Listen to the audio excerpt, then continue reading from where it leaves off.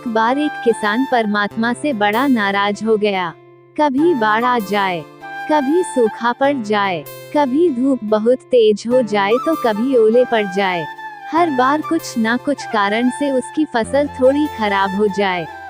एक दिन बड़ा तंग आकर उसने परमात्मा से कहा, देखिए प्रभु, आप परमात्मा हैं, लेकिन लगता है आपको खेती बाड़ी की ज्यादा जानकारी नहीं है। एक प्रार्थना है कि एक साल मुझे मौका दीजिए, जैसा मैं चाहूँ वैसा मौसम हो, फिर आप देखना मैं कैसे अन्न के भंडार भर दूंगा। परमात्मा मुस्कुराए और कहा, ठीक है, जैसा तुम कहोगे वैसा ही मौसम दूंगा, मैं दखल नहीं करूंगा।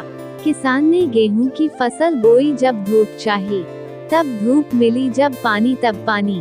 तेज धूप, ओले, बाढ़, आंधी तो उसने आने ही नहीं दी। समय के साथ फसल बढ़ी और किसान की खुशी भी, क्योंकि ऐसी फसल तो आज तक नहीं हुई थी। किसान ने मन ही मन सोचा, अब पता चलेगा परमात्मा को कि फसल कैसे करते हैं। बेकार ही इतने बरस हम किसानों को परेशान करते रहे। फसल काटने का समय भी आया।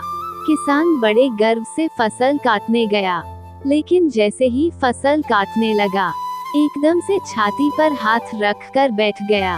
गेहूं की एक भी बाली के अंदर गेहूं नहीं था, सारी बालियां अंदर से खाली थी। बड़ा दुखी होकर उसने परमात्मा से कहा, प्रभु ये क्या हुआ?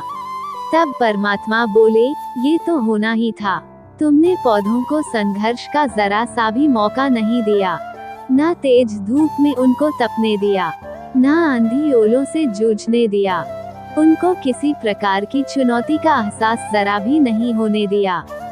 इसलिए सब पौधे खोखले रह गए।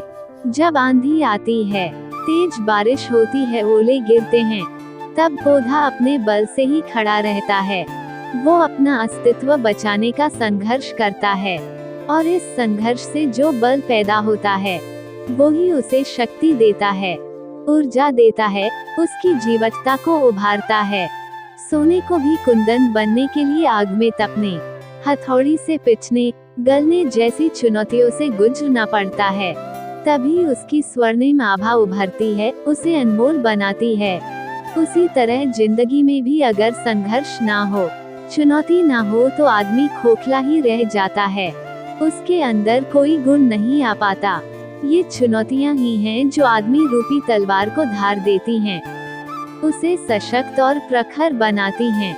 अगर प्रतिभाशाली बनना है, तो चुनौतियां तो स्वीकार करनी ही पड़ेंगी, अन्यथा हम खोखले ही रह जाएंगे।